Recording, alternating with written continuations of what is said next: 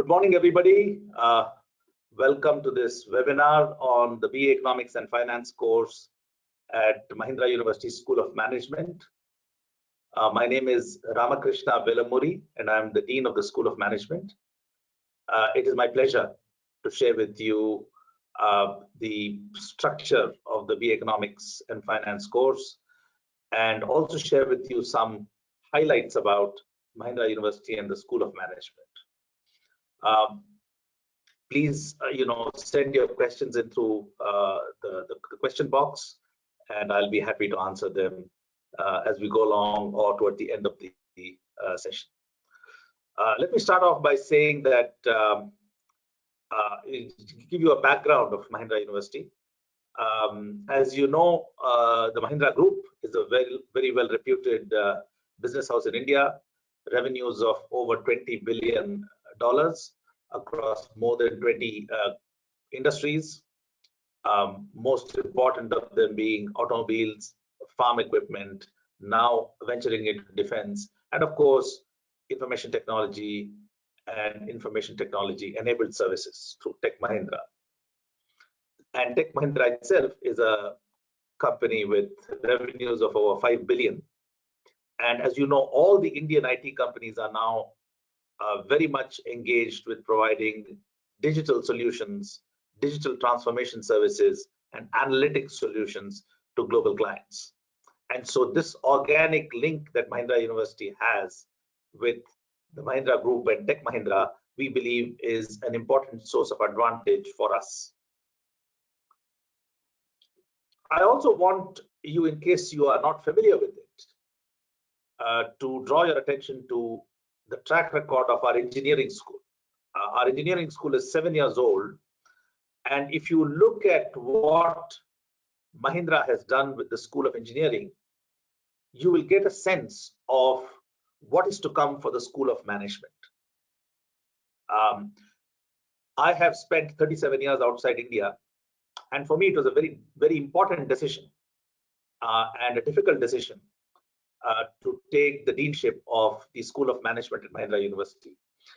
And of course, I knew very well about the Mahindra Group. I had once met Mr. Anand Mahindra in Spain when I was living there.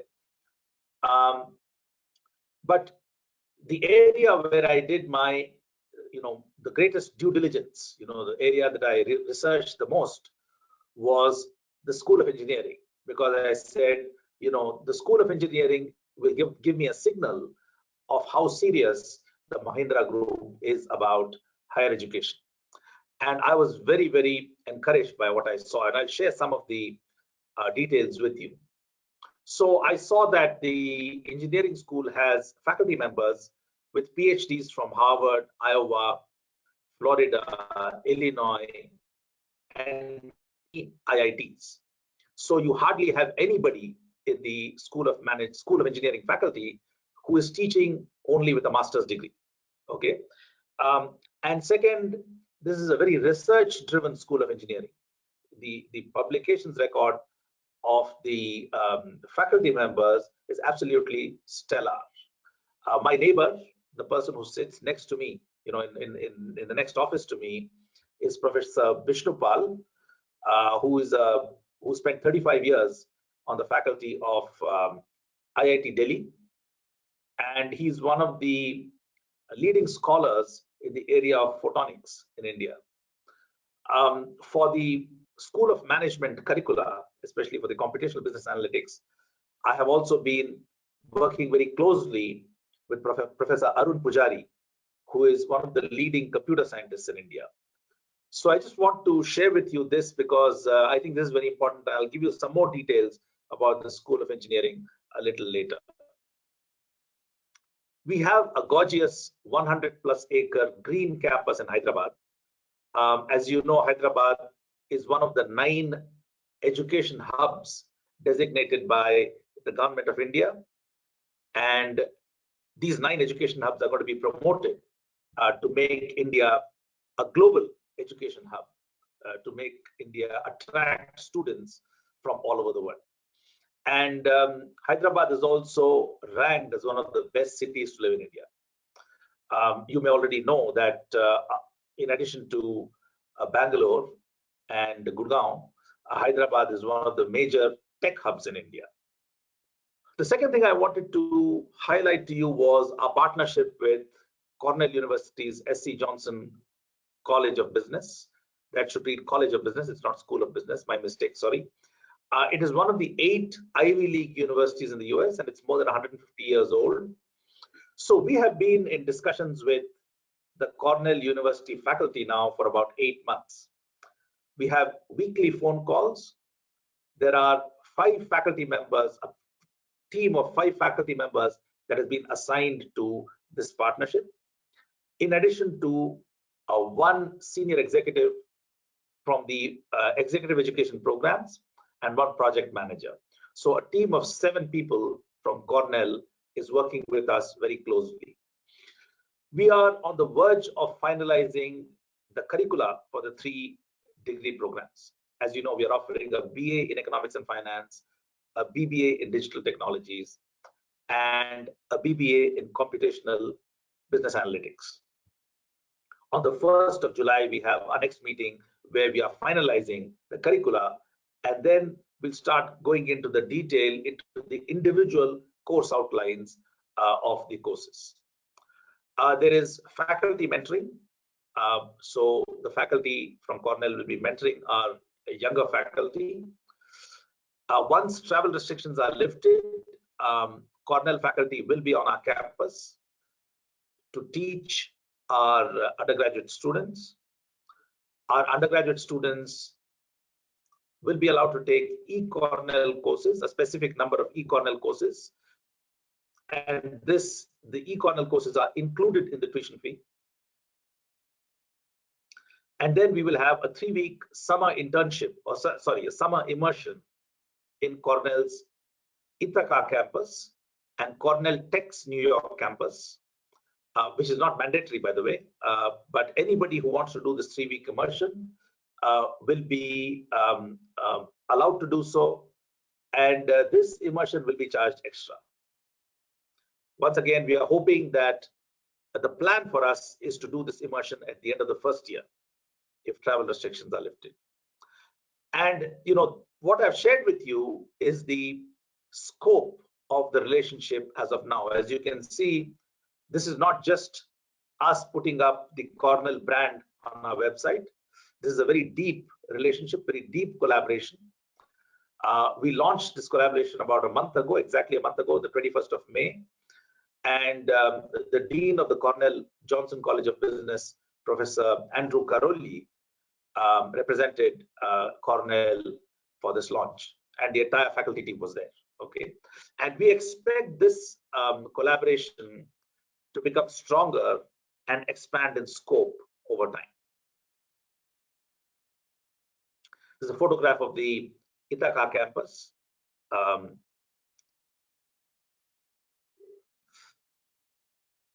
So I think, you know, the most important question that you should be asking yourselves is, who is going to teach me?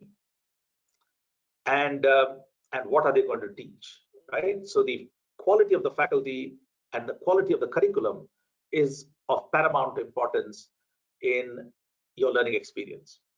And I want to assure you that we have taken great pains to select absolutely top-notch faculty members. Now, the reason I'm not putting the names and faces of the faculty members on the screen now is that many of them are under their notice period with their current employers.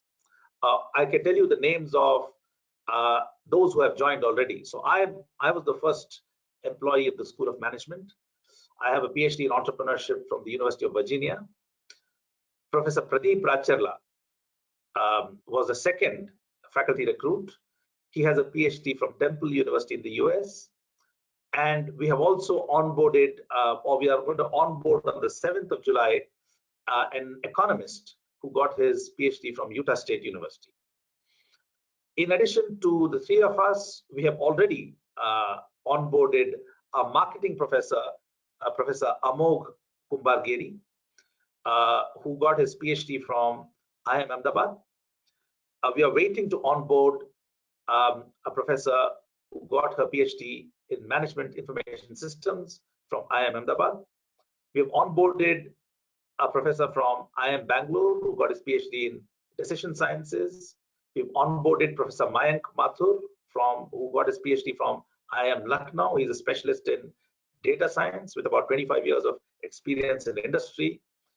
We will be onboarding 2 faculty members who got their PhDs from IFMR, one in mathematical finance and one in microeconomics. We'll be onboarding a PhD from Bits Pilani in finance, and we've already onboarded a faculty member who got his PhD from IFHE in the OBHR area. So we received something like 130 faculty applications when we placed our ad, and we have hired 11 now. Okay, so we shortlisted maybe something like 40 to 50 of those, and we have hired 11. So I just wanted to let you know that this is one area where we will be very, very careful, and we continue to look for the right faculty. So who are the right faculty for us? The first criterion is that they should have PhDs from institutions where the research training is very, very strong, and they should be research active. Now, the reason we insist on them being research active is that it is only research active faculty that are up to date with the latest developments in their respective fields. Okay, research active faculty read the latest literature, read the latest journals, and they know what the latest advances are in their fields, and they bring that into the classroom. So this is how research active faculty add value to you.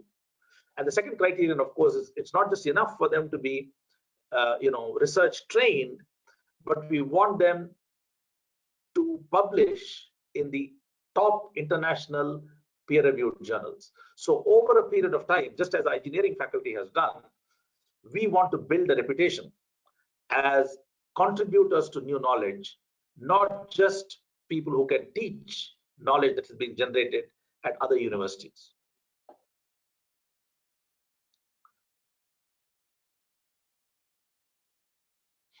We also have a roster already. We are building a roster of visiting faculty and industry experts who can interact with our students as per need. So we will have an academic advisory council very soon. We have already identified 7 members to be on our industry advisory board. So the role of the industry advisory board is to get industry feedback on our curriculum. So as you know, we have worked very closely with the faculty members of Cornell University to put together the curriculum. Now, this curriculum is going to be screened by the industry advisory board, and they are going to tell us, to what extent this curriculum is aligned with the needs of the industry. For all our 3-degree programs, technology readiness is one of our key value propositions. And as you know, technology is highly dynamic, and we want to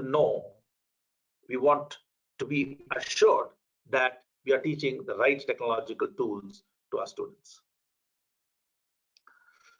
So obviously, all our degrees, since we are a school of management, they will equip our students with very strong fundamentals in economics, finance, and business.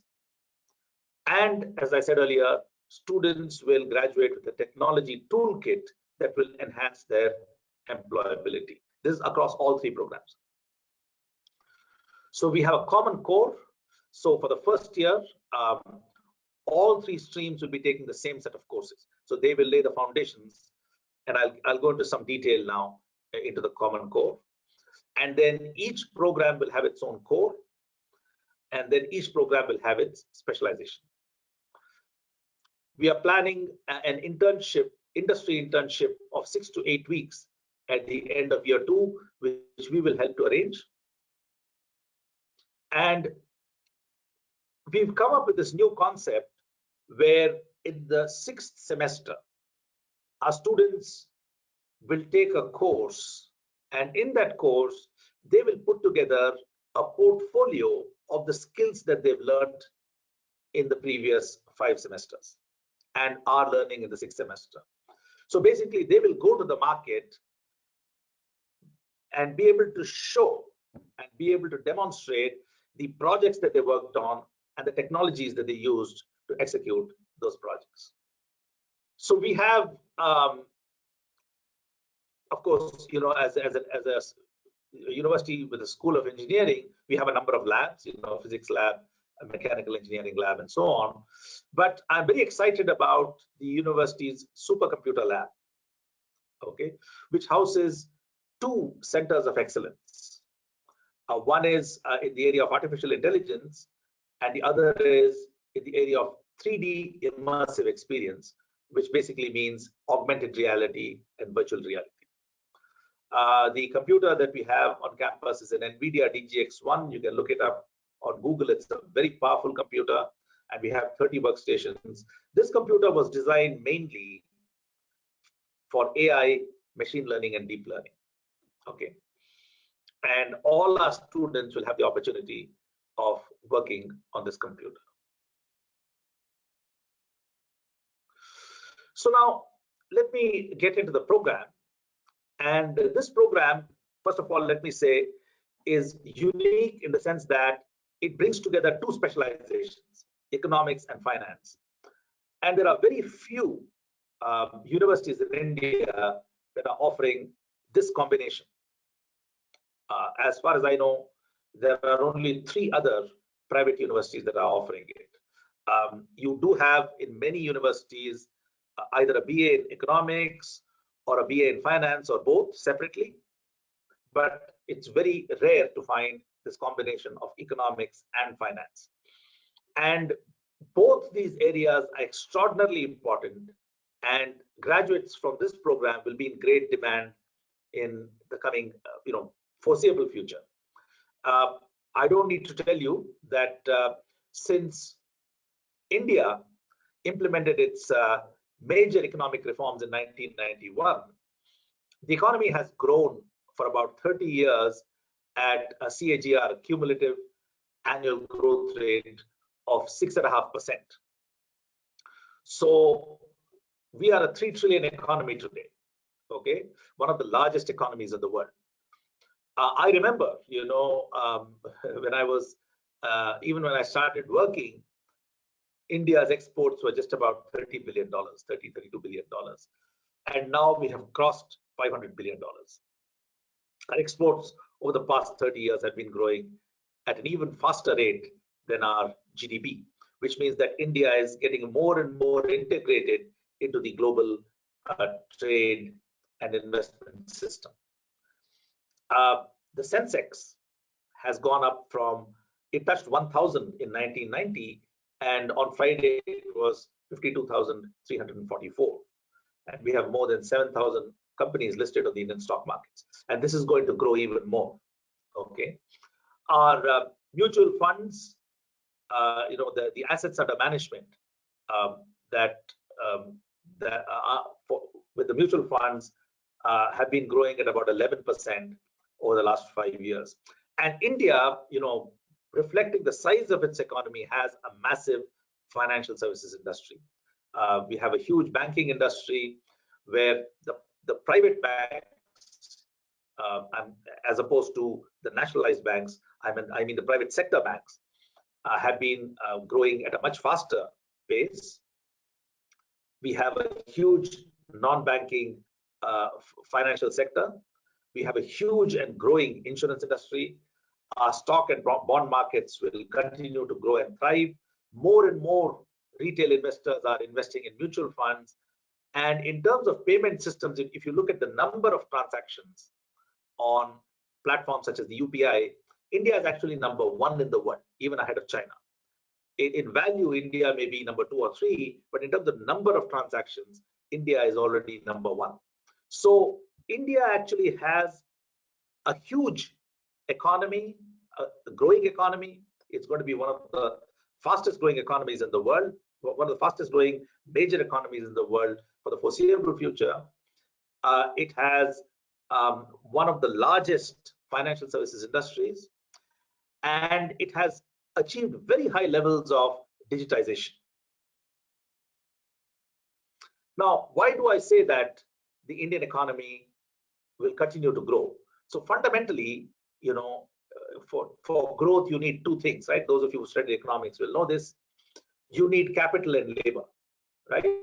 India has been saving roughly 30 in the low 30s, right? 31-32% of its GDP. And countries that have high savings can also invest more. Okay, so we can invest 32, 33, 34% of our GDP to drive our growth, right? Both public investment and private investment. And the second thing is we have one of the youngest labor forces in the world. The median age in India is still about 25 to 26.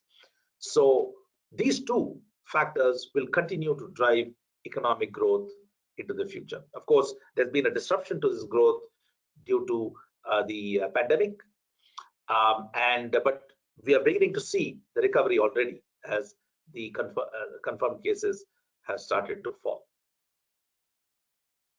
Now, let me share with you the structure of the program. So if you look at the foundation, in year one, we have very strong business foundations. We have a course on entrepreneurship and new venture creation, and we have soft skills. So we'll be focusing in soft skills on critical thinking and problem solving, and we'll be talking about basically across every course, we'll be teaching you how to communicate better, not just orally, but also in writing, whether it's through emails, whether it's through reports, or whether it's through presentations. At the end of the first year, there will be, as I said, a 3-week immersion at Cornell. This is a 4-credit immersion, and those who choose not to go to Cornell will be offered an equivalent immersion on our campus in Hyderabad. So there are 4 credits assigned to this summer immersion, and which means that there'll be about 45 hours of classroom contact, in addition to project-based work in teams. Okay, so those of you who are going to Cornell, as I said, you'll be able to spend 3 weeks, most of it on the Ithaca campus, and some of it in the Cornell Tech campus in New York City. In year 2, in the economics and finance program, we have the fundamentals or the foundations of economics and finance. And I'll be going into the detail of the courses in a minute. At the end of year 2 is when you'll do your internship. And then in year 3, we have specialization courses in economics and finance. Cutting through all the 3 years, we have a strong technology focus, and I'll come to that in a minute.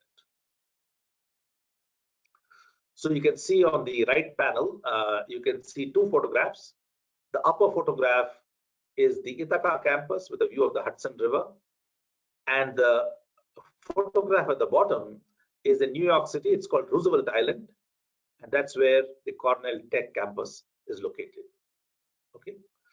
So as I said, in year 1, we'll be teaching you entrepreneurship and new venture creation, principles of management, principles of marketing, microeconomics and macroeconomics, critical thinking and problem solving, introduction to statistics and management information systems. Now, in year 2 and year 3 is where we get into the details. We get into, in addition to micro and macroeconomics, we'll be teaching managerial economics, political economy, industrial economics, labor market, game theory and business applications, institutional economics, environmental economics and climate change, inequality, income distribution and government intervention, behavioral economics, and international trade. So that's as far as the economic specialization is concerned. When we look at the finance specialization, the finance specialization has financial accounting and introduction to finance in the first 2 semesters. And then we go into corporate finance, mergers and acquisitions, finance 2, which will mainly look at fintech and markets, then infrastructure and project finance, investments and derivatives, computational finance, and behavioral finance. We have statistics courses. Basically, we have Microsoft Excel to begin with in year 1. Then we have Introduction to Statistics, where you will learn R, basic econometrics, where you will continue to learn R and apply R, and time series econometrics and forecasting. And as far as technology courses are concerned, this I think is very unique to the Mahindra University School of Management degrees. You will not see, I believe, this level of technology content in any other economics and finance program. So basics of computers and computing, digital marketing and social media engagement, database management systems with SQL, programming with Python, principles of e-commerce and marketplaces.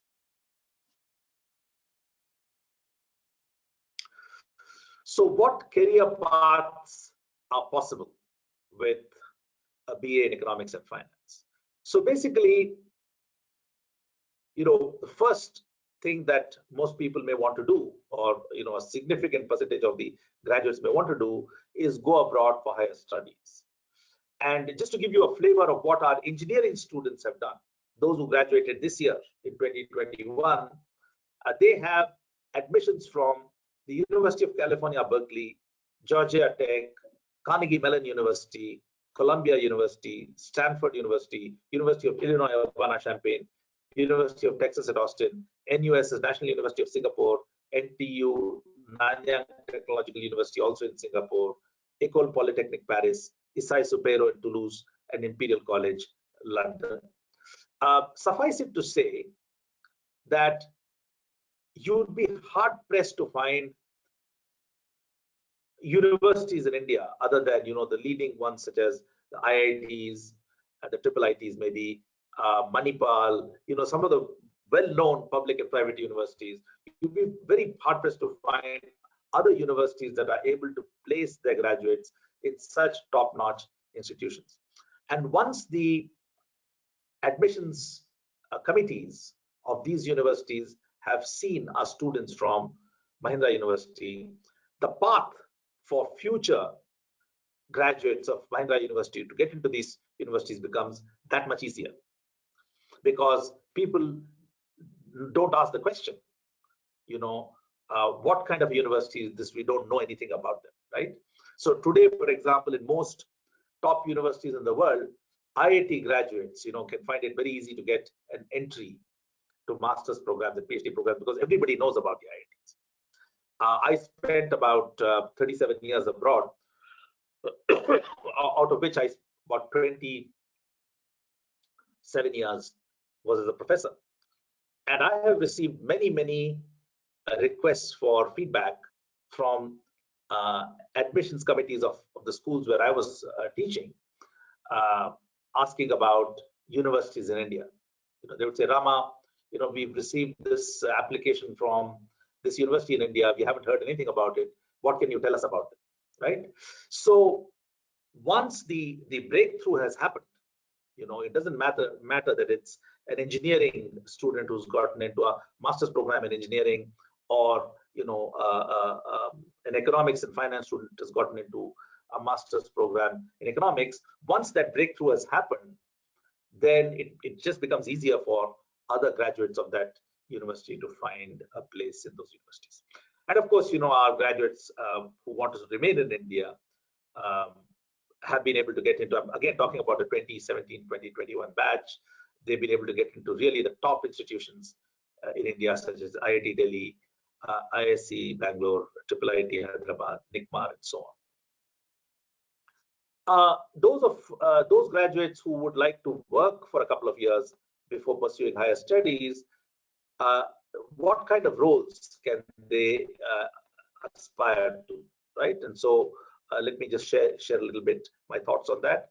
So this program is really going to equip you with a very strong foundation in economics, finance, statistics, and technology.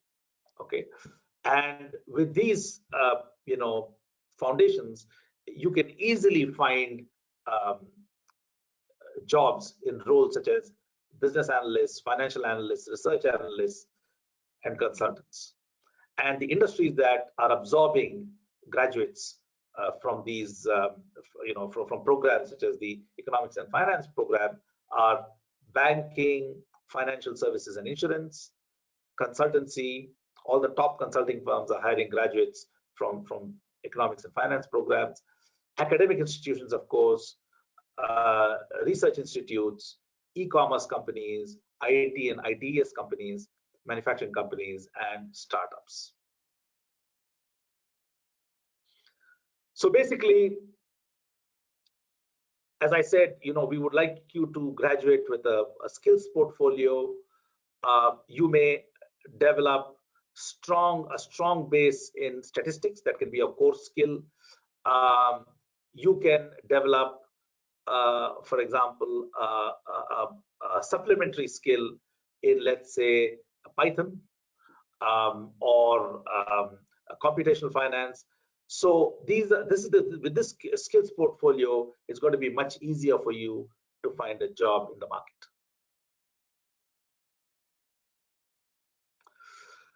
If you want to know more, please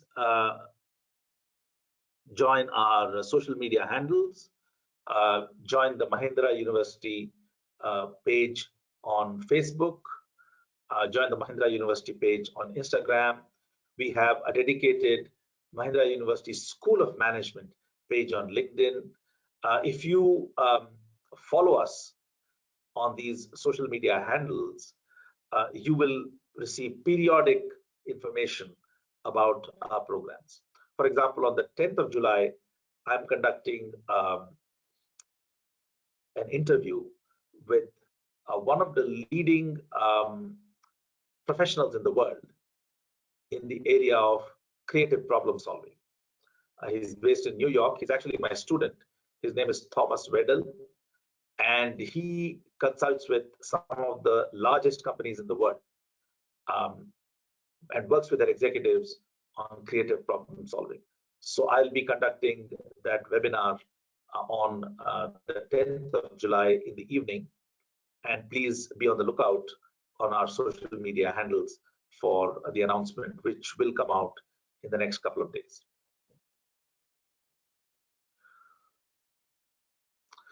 And I'm happy to now take any questions that you may have. So there's a question here. Let me click on it. Is there some additional qualification accepted to compensate my 12th maths? So if you mean that you did not take math in your +2 and you want to compensate it, unfortunately the answer is no, because as you can see from the course structure, the curriculum structure, this program is going to be quite heavy in mathematics and statistics, and we believe that you need 2 years of mathematics in high school to be able to follow these courses.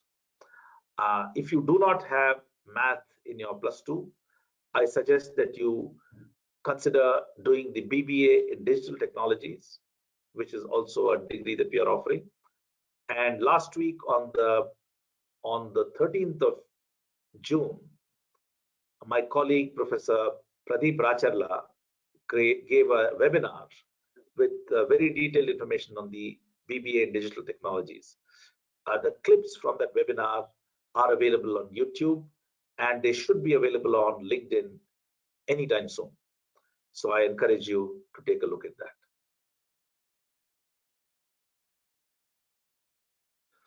Okay, any other questions? Is A-level English required for admissions? We would like you to have good English language skills, but as long as you can communicate in English, that's good enough. We will be offering courses and workshops on communications. And of course, between now and when you join the program, you can also improve your English by taking some courses and listening, undergoing listening practice and speaking practice. So that's not going to be a major barrier.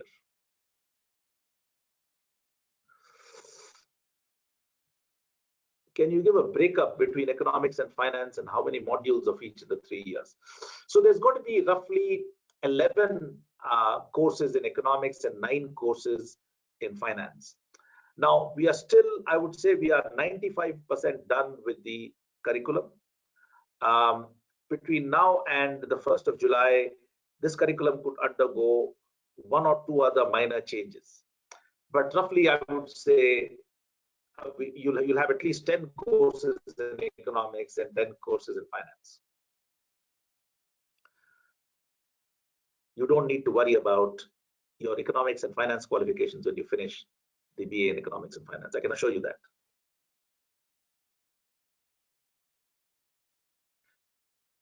Let's see, what are the questions? Should we do MBA after BBA to, let's see, to get placements? No. So contrary to what the situation was, let's say 30, 40 years ago, when I finished my undergraduate studies from the University of Madras, in those days, the only thing you could do was study further. Okay. That has changed completely in India today. Okay. So if you want to work after a bachelor's degree, there are ample opportunities for you to work. And you could work for a few years and then do the MBA. Or what you could do, and many people are doing that now, is they are working for maybe 6, 7 years and then doing either a part-time MBA, so they don't give up their jobs while they study, or they do a concentrated 1-year MBA, like the PGP at ISB or the PGPX at IIM Ahmedabad. So I've been teaching at ISB now for 17 years as a visiting professor, and for 10 years I taught on the PGP. And in the PGP we had students with a median experience of about 5 years. So they finished their bachelor's degree. Of course, many of them, about, I would say 60% at least, were engineers who then went on to work in the IT industry. But there was a good 40% who came from other streams other than engineering. But they also had worked for 4 to 5 years, and then they came to do the 1-year MBA. So you could do that too. So there are lots of options now. We will be offering at Mahindra University an MBA for working professionals. So if you don't want to incur the opportunity cost of a 2-year full-time MBA, where you not only pay the tuition fee, but you forego 2 years of salary, then doing this type of an MBA, a part-time MBA or an MBA for working professionals might actually make a lot of sense. Let me see.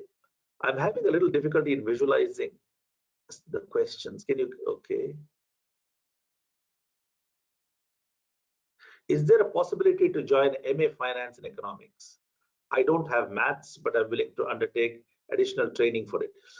So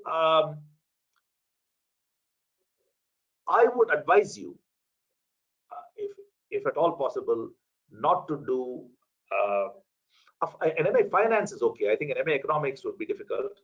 An MA Finance, there may be programs that would be willing to accept you for the MA Finance. What might even be better is to do an MBA with a specialization in finance. See, for an MBA, you don't need very high-level math skills. And I've taught MBAs, to students who had who came from the arts or who had studied history, philosophy. I've taught MBAs to many medical doctors. So you don't really need a very high level of mathematics to do an MBA. But for certain finance courses, you might need some, I would say, intermediate mathematics at least. And if you're willing to put in the effort and bring yourself up to speed, then I think it should be possible. Yeah.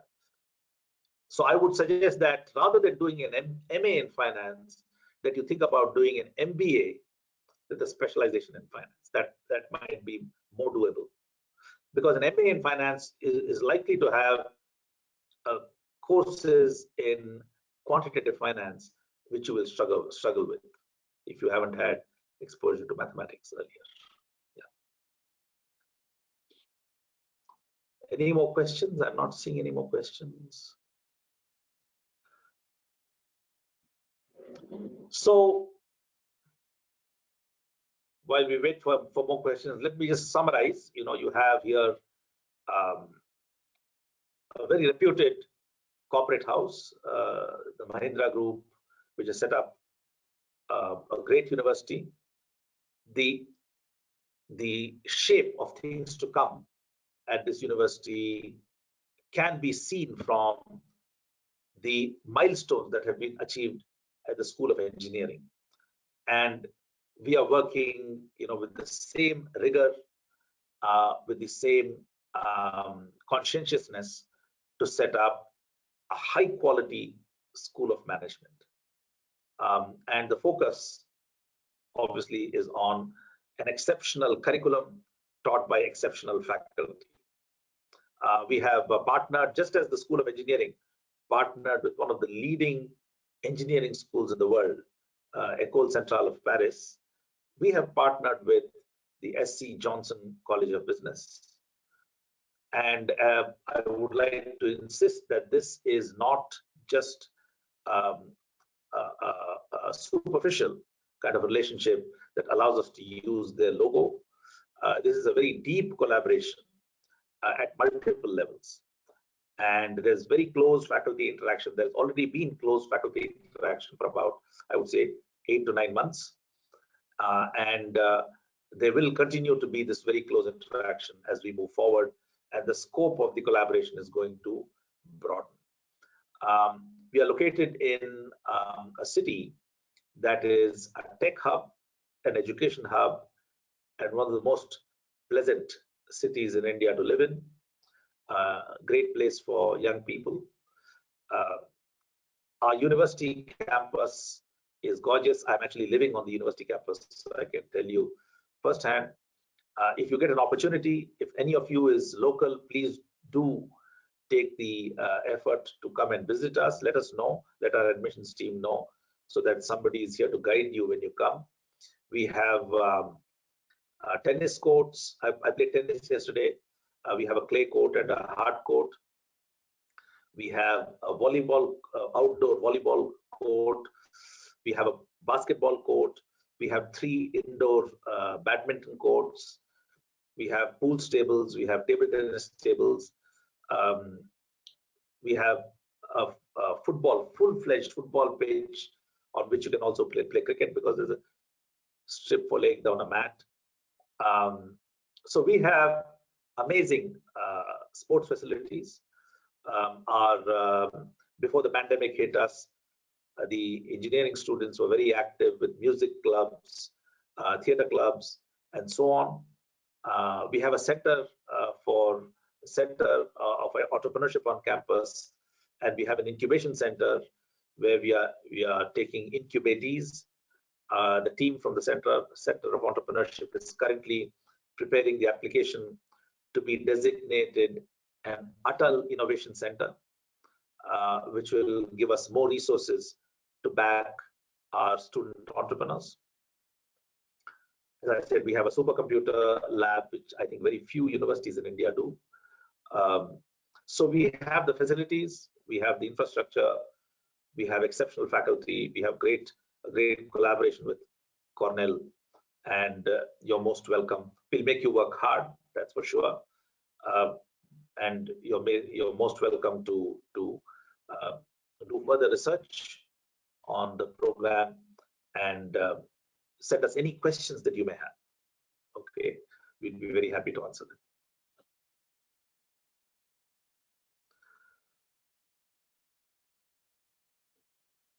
Rakesh and Hemant, I don't see any more questions in the chat box.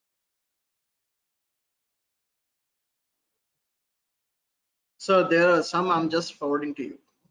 Oh, okay. I can't see any questions yet. So one question says, does the program prepare students for certifications like CFA?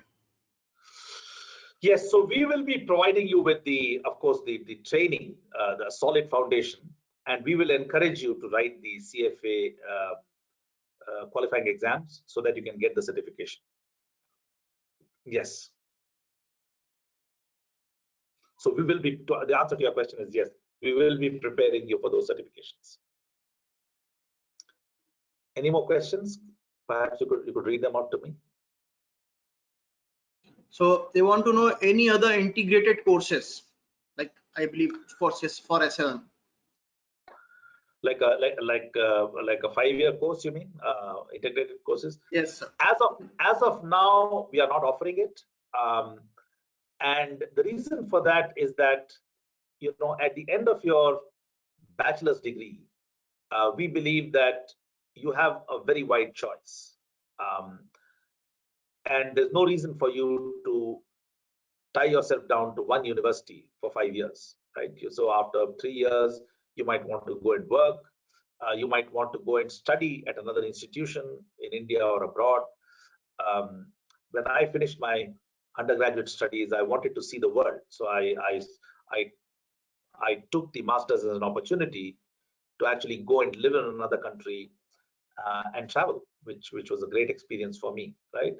So I don't see the logic really of anybody committing to a 5-year program of study, right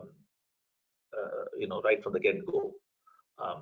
But there are some very good integrated programs in India, and if you're so inclined, then you may want to look at those. But let me tell you that the bachelor's program at Mahindra will open lots of doors for you when it comes to master's level studies. And we ourselves will be offering an MBA very soon. Thank you, sir. So another one is asking, are there any future plans to include MBA in finance? We will be offering an MBA, and that MBA will have specializations. So our plan was to launch the MBA as early as 2022. I'm still very optimistic about our ability to do so. So we will be launching most probably an MBA and a PhD in 2022. What format exactly that MBA will take, whether it will be a full-time MBA or, as I said earlier, an MBA for working professionals, is something that we still need to decide. Okay, but we'll most likely be offering an MBA in 2022. And sir, again, is BA Economics and Finance useful for competitions like UPSC or the civil services competition, sir? I think, any undergraduate degree that is rigorous is good for UPSC, because UPSC, I've not been following the formats now, but at least in the olden days, you could choose a specialization area. After the general exam, you could choose a specialization area in which to take your exam. And if you took your exam in economics or in finance, then the training that you get in this program will stand you in very, very good stead.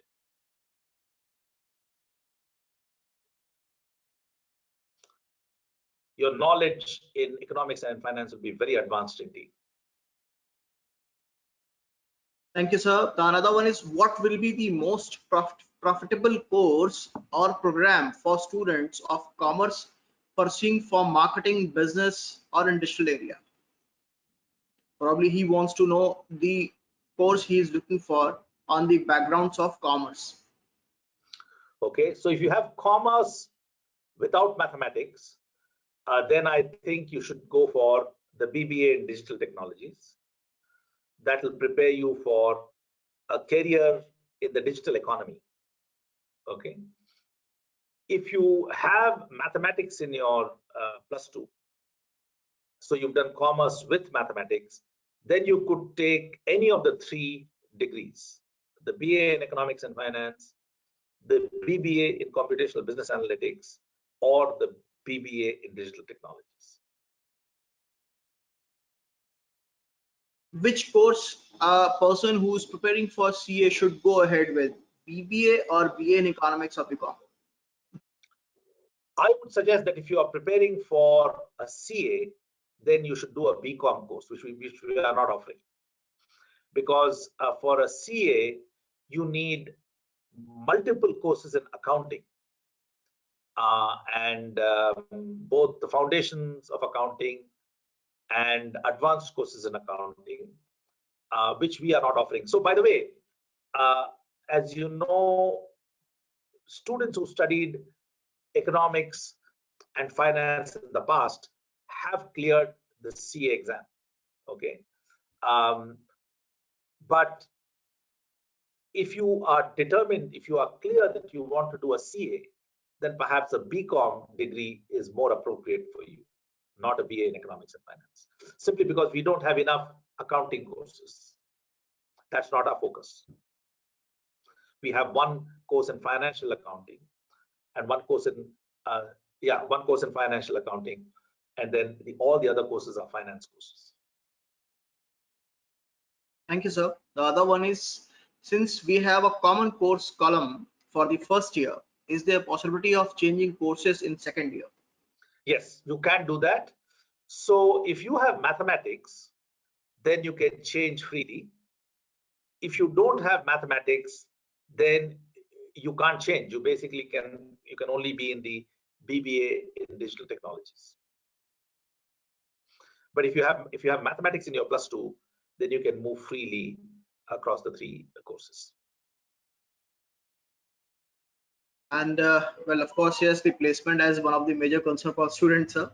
So this one is asking, will they have any perks of possibility of getting direct placement in M&M Finance Services, financial services, Mahindra and Mahindra Yes, Financial Services? not only Mahindra and Mahindra Financial Services. Of course, you know, we have we believe that the Mahindra Group will support us, but we don't want to rely only on the Mahindra Group companies. Mahindra Group companies can come and recruit just like any other company comes to our campus to recruit. But we'll be casting our net very wide. We'll be contacting banks, ICICI, Axis. We'll be contacting Edelweiss, Kotak Mahindra. We'll be contacting a wide range of. We'll be contacting the fintech companies. We'll be contacting the financial advisory companies, the consulting companies, to place our graduates. So yes, the Mahindra Group companies will support us, but I can commit to you that we'll be casting our net very wide when it comes to placements. And once again, I'd encourage you to look at the track record of the School of Engineering. I just received information this morning from our admissions team that the CTC for 2020 was 7.5 lakhs for engineering, those who chose to continue to work, and which I think is a very, very good salary for a young 22-year-old person in India. Yes, sir, very right. The average went 7.5 and we had a highest 45 lakhs. It was actually a brilliant number. Yeah, highest salary of 45 lakhs, yes. Yeah. Sir, you have answered most of the questions, almost everyone. Thank you, sir. Okay, thank you so much. It's been a pleasure, and we hope to engage with you either directly. Please connect with the admissions team or through our social media. You can go to our website. You can check out the information there. If you need anything more, we'll be very happy to provide it for you. Thank you so much.